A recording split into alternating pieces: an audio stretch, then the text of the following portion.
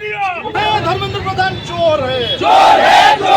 अरे छात्र मारण सरकार चलिबो ना जदि चलिबो युव छात्र विजु जनता दल यार जवाब दबो जदि चलिबो रास्ता घाट लड़ाई हबो महंगा पड़िबो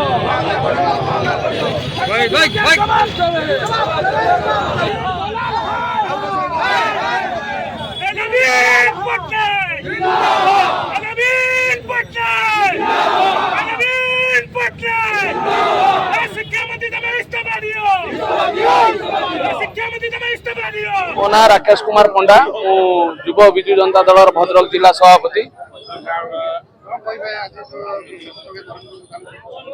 आज गोटे देश गोटे कलंकमय अध्याय सृष्टि होती।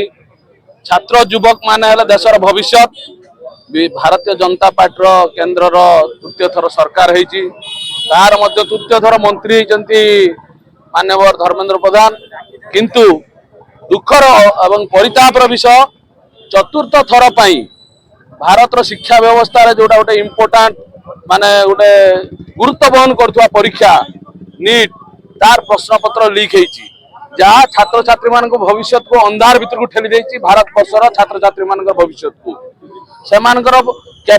से परीक्षा देवे केबे उत्तीर्ण हे केबे पाठ पढ़े से शिक्षा वर्ष नष्ट होगा जाऊँगी। गोटे दुख एवं परितापर विषय।